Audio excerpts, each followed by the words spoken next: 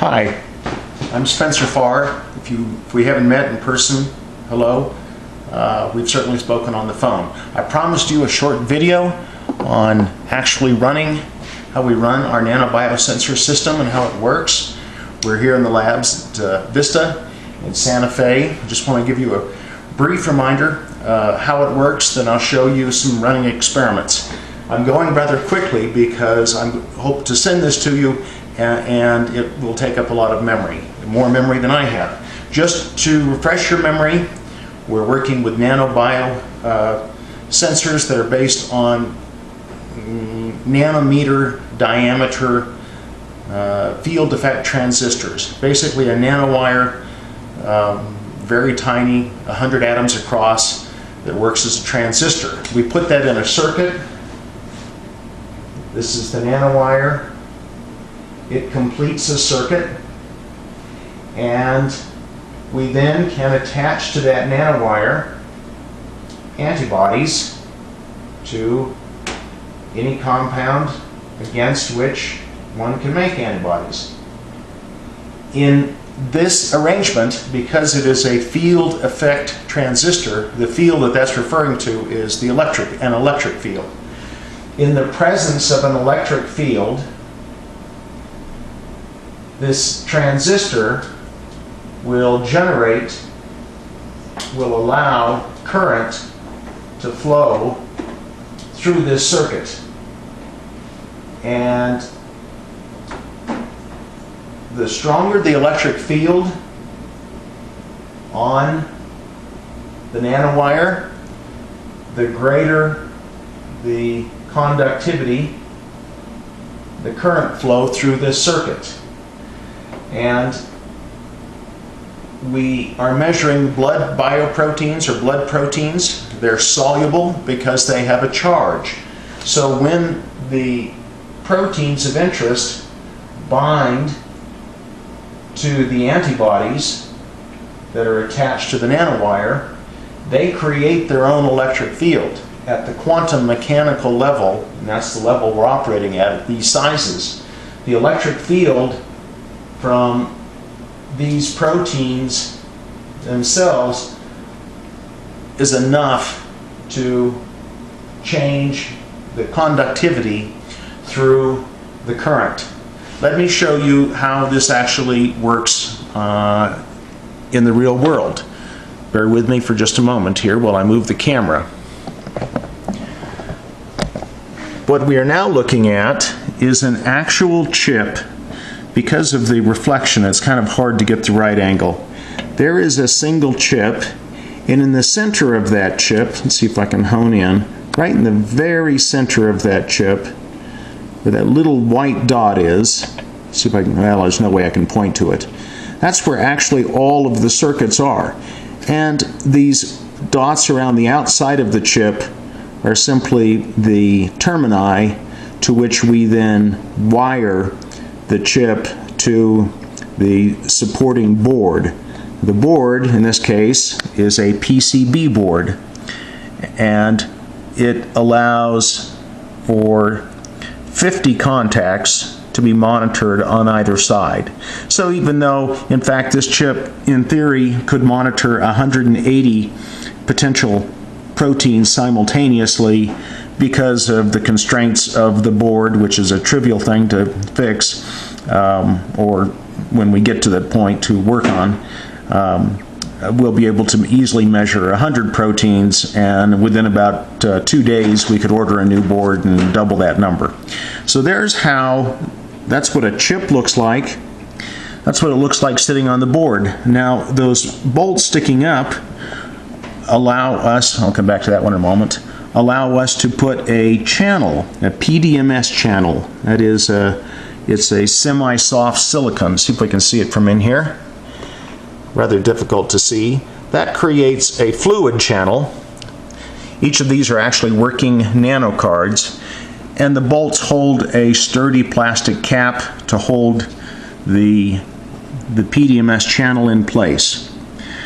Each of these, let me back up a little bit, each of these are working nanocards. and I'll show you one working in just a moment. I want to tell you about something else that we are doing at the moment that you should find interesting, and that is namely this concept. Rather than making one large chip and attempting to put different antibodies in such a tiny space, we have gone to a different approach. This is just a mock-up, but we'll have the new ones here in about a week or 10 days. And the concept is very straightforward. Basically, what we do is we make one long chip like this that has a number of nanowires at the center, and then when we finish, we put one long channel all the way down. I just haven't bothered drawing all the rest of these, it's tedious. We put one long fluid channel and we put in our antibodies, and we do a whole bunch of them at the same time, not antibodies, but we do a whole bunch of these chips at one time, and then we simply come back in and dice them. Well, this long chip could have 20 subchips, each that have been functionalized, that is antibodies, for one protein only. So I always have a difficult time drawing this the same way. Anyway, this one whole chip here might be for antibodies against EPO-A. We could have another chip over here that we functionalize with TNF alpha.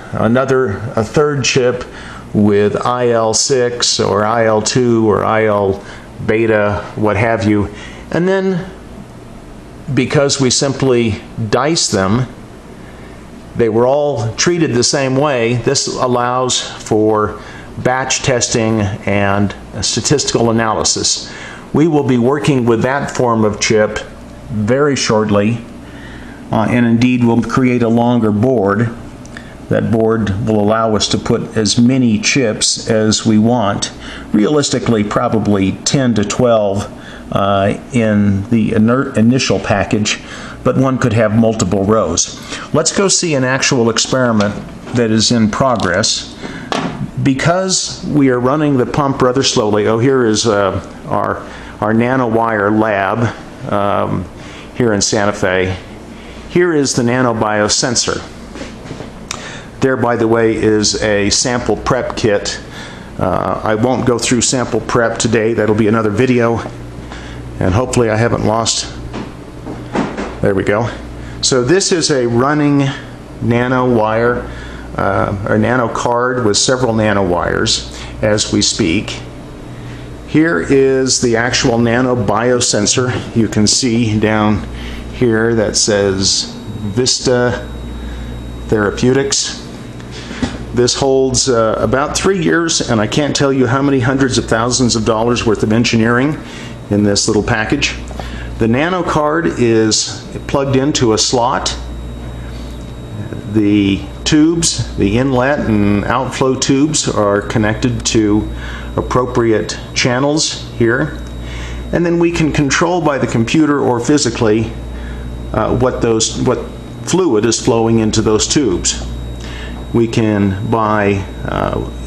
easily switch to any one of about 4 or 5 inflow tubes from the computer, or we can inject samples into this injection port. I won't show that, well, maybe I will if I can find a syringe in just a moment. What we're going to do first, and I will be coming back as we do this because this runs rather slowly. I have the pump running relatively slowly. We can adjust the pump speed. Here we go, over here. It's running fairly slowly now. And we're looking at about 8 different channels. I know these channels are all good. You'll see in just a moment. We've already tested them. And we can measure at any given moment, at least the channels that are on, we can actually measure their conductance moment by moment. There's one there's not a lot of activity right now, but channel 3, we're measuring about 2.3 millivolts. So let's do something to confirm that these channels work. Now this is a p-type channel, and it responds to increases and decreases in the electrical field around it, but we'll just do a positive application. So what we're going to do is create an electric field artificially with this sweep, and this is just a positive sweep, and we should see. So I just hit sweep, and there it goes. What this does is it tells us, let's get rid of some of these so you can make more sense out of it, and we simply click on them over here. Let me click on a few more so you can, there we go. So looking at the red channel, for example, this peak, where's the cursor? This peak is the response of this particular nanowire to 100 millivolts of applied external field. This yellow peak is this particular channel and how it responded to 100 millivolts. Because different nanowires have different basal levels of transduction, then we have to have a normalization procedure. So we normalize, one normalization process is the percent of induction relative to induction by a known electric field. So, for example, and hopefully we'll see this in a moment, this is a card for troponin, cardiac compound. When we add troponin, we might see some induction that takes us to 30% of the induction we see with 100 millivolts. Well, that would be 33.3, etc. millivolts, and we can work backwards from that and knowing something about troponin as to what the concentration is. So it takes me a moment to get that set up, and I will come back and show you the induction, the actual response to troponin. Let me turn back on some of these other good channels. I know the 2, 1, let's see, 4 was good. I'd written down before. 6, 8, 9, 10, 11, and 13. So we have 13 good channels on this chip. You can see the other ones, like channel 15, for example. Either that channel is not responding, either the nanowire has come off or the wire has broken. This particular card, by the way, over here, we made this card almost a year ago. So these are very robust. They're surprisingly robust, and we have run this card probably a dozen times. All right, I'm going to stop for now. I'm going to inject. Actually, what I'm going to do is I'm going to take the sample tube. You can see one of, well, it's hard to see, but one of these says sample. I will put that sample tube into a low concentration of troponin. We'll then do a higher concentration, and then to show specificity, hopefully, we'll add in serum albumin, and we should not get a response to that. And then finally, I'll put in some serum that I drew from myself. I don't have to draw it. I took it by a finger stick a couple of hours ago. I'll stop for the moment, and hopefully you'll see a good response to this in the next film, which will be in about 3 minutes.